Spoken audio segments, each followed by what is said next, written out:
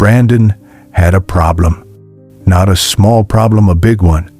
He had a temper so fierce, it controlled him.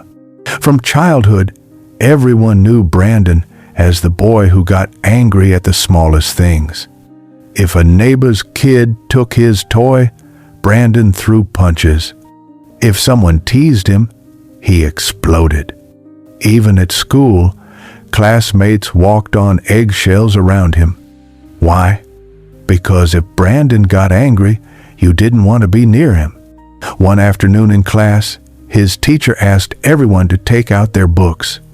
A boy accidentally stepped on Brandon's notebook.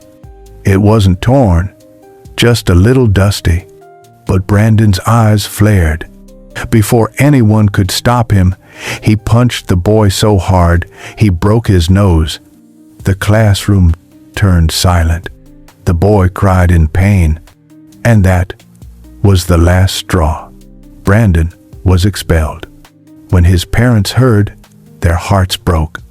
They had warned him, disciplined him, even begged him to control his anger. But nothing worked.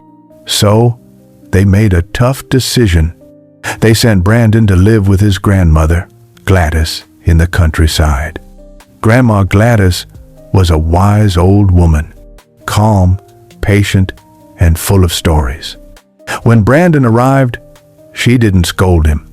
Instead, she asked softly, "Brandon, why do you get so angry?" He shrugged.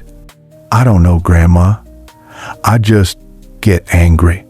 I can't control it." She looked at him carefully and said, "If you can't control it, then we must redirect it." Brandon frowned. "What do you mean?" "Come with me," she said. She led him to a wide, empty field. The soil was soft, ready for planting. Grandma handed him a small sack of corn seeds. "From today," she said, "every time you get angry, plant a seed here. We'll see how many times you lose your temper." Brandon laughed. It sounded ridiculous.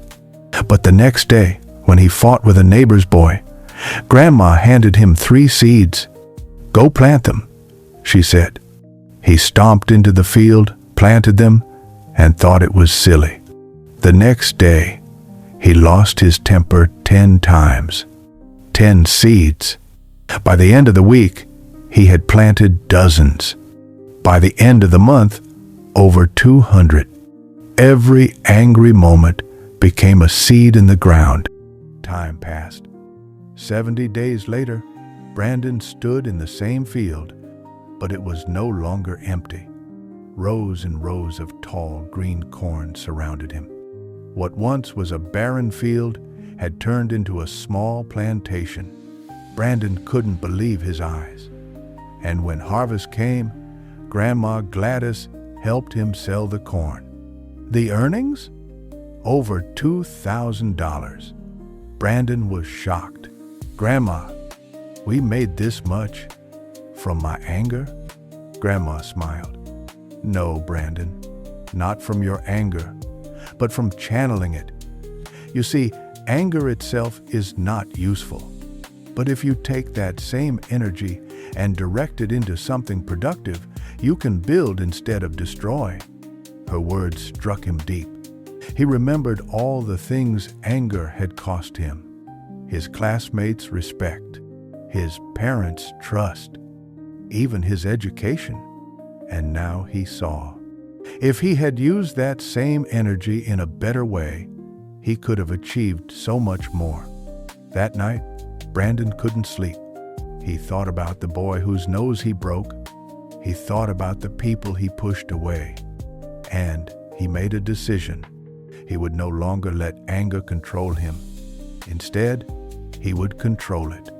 From then on, every time Brandon felt anger rising, he paused.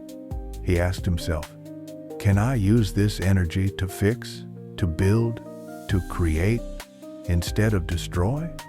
When someone insulted him instead of fighting, he walked away. When things didn't go his way, he poured that frustration into helping Grandma with the farm. Slowly, the outbursts stopped. People began to notice the change. His parents saw a calmer, wiser son. The neighbors saw a boy who once scared them, now offering to help carry water. And Brandon?